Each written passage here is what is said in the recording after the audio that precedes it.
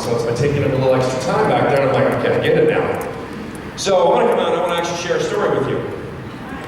It's a story I have not told publicly. One of those kind of stories. No, it's not that kind of story. It's just I've never thought about telling the story. And backstage, I went, you know what I want to do? I want to talk about my friend David.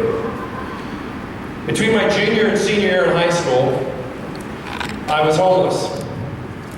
And was given an opportunity to go up to Camp Kiwanis, Mount Hood, Oregon.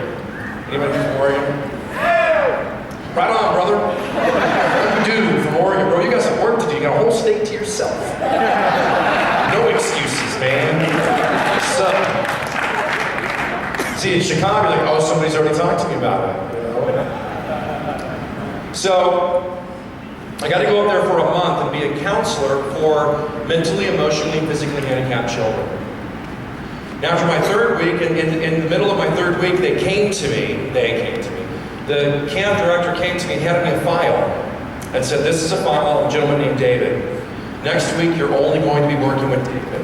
Now, every week I work with 3, 4, 5 kids. You're only going to be working with David. We have to tell you, we debated whether we were going to let David come back. David's 19 years old. He has some challenges, but he's a big kid. And he has outbursts. At this camp, before in the past, he's torn down a wall. And he assaulted a counselor. So we weren't sure if we were going to let him come back. We think that you would be the right guy to work with him. I don't know if that meant they felt like I was the right guy to get beat up by him. Thank you, I think. You know? When the bus came into this beautiful campground, and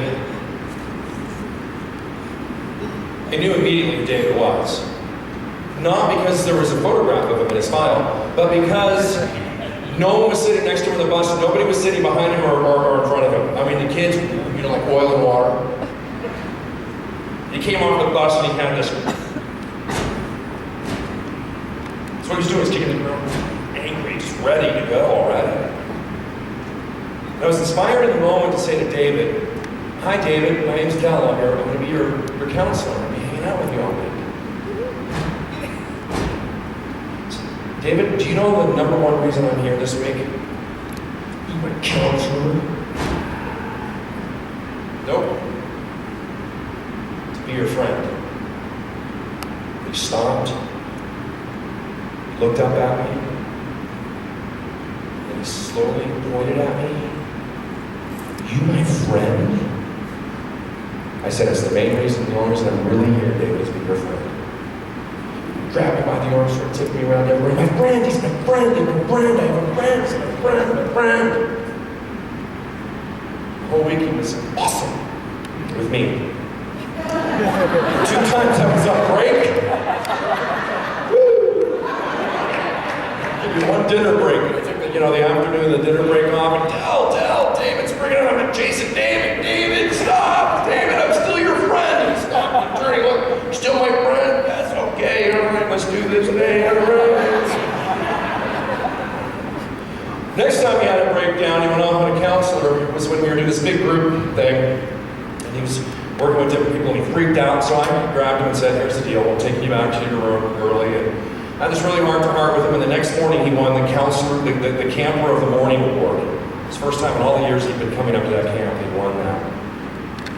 David had this amazing thing that he would do. I remember the first time he did it, everybody panicked. I had to go running off after him. He would all of a sudden spontaneously yell out loud, Batman! Start running. I mean, run, Batman! And start running. By the end of the week, he'd scream Batman, start running. Not only would our whole group of kids that were in his group start running with him, but other groups, we had the whole camp start running like a herd of cattle. Into the woods, you know. The power of enrollment from David was amazing. Something to learn from. Because when David's heart was open, when he felt safe and his heart was open, David loved. When that love and that enthusiasm showed up, people didn't even know where he was going. They were following him. Rest of the true story. Is Richard ready? Richard's ready. I'm going to wrap up the rest of the story. The rest of the story goes like this. At the end of that particular week, they bring in Hollywood TV stars and movie stars. Once a year, they do this big banquet, and they do fundraising for this camp. And these stars come in. They came up to us that morning and said, Adam West is going to be here. The original TV Batman. He hung out with us for a day. Yeah. David didn't say one word all day. Until he got on the bus. Adam West is on the bus. They're getting ready to go take him out of there. And David looks at the bus. Batman! It's awesome. Love, courage, enthusiasm, passion, people will follow you. And our next presenter is somebody that is a great example of that. He's going to share with you a story that will inspire you, and it deserves to. He is the person in our company who has earned the most income in 1 month so far, $150 shy of $60,000 in 1 month. Who wants a $60,000 month?